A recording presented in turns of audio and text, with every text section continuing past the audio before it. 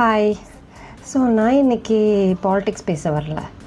I just want to talk about education இப்போ எந்த அளவுக்கு ஒரு பிரச்சனையில் போயிட்டுருக்குன்னா, ஸோ சோனம் வாங்சுக் அவர் வந்து ஒரு engineer, social activist, educational reformer. நம்ம எல்லோரும் 3 Idiots, நண்பன் இந்த மாதிரி படம்லாம் பார்த்துருக்கோம். ஸோ அவரை பற்றியான ஒரு கேரக்டர் ஸ்கெட்ச் இம்பார்ட்டண்ட்டாக நம்ம சிஎம் சார் விஜய் அவர் பண்ணியிருப்பார். ஸோ அவர் வந்து இப்போ ரீசெண்டாக நடந்த நீட் கொஷின் பேப்பர் லீக் ஆனது, அதுக்கான ஒரு உண்ணாவிரத போராட்டம் அவர் பண்ணிகிட்ருக்காரு. 20 நாளாக சாப்பிடாமல் அவரோட ஹெல்த் இஷ்யூஸ்லாம் ரொம்ப அஃபெக்ட் ஆகிட்டுருக்கு.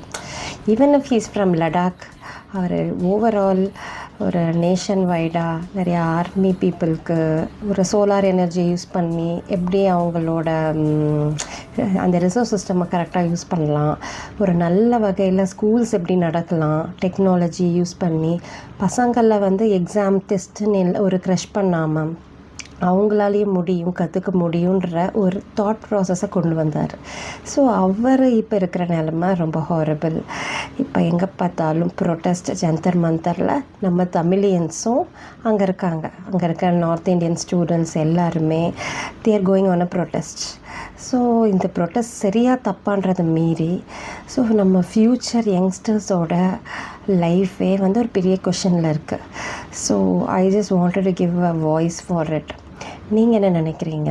So if at all you wanted to give a voice. நமக்கு நிறையா ஜல்லிக்கட்டு இஷ்யூஸ் பார்த்துருக்கோம், நிறையா போராட்டம் நம்ம தமிழ்நாடுலையும் எல்லா இடத்துலையும் பார்த்துட்ருக்கோம்.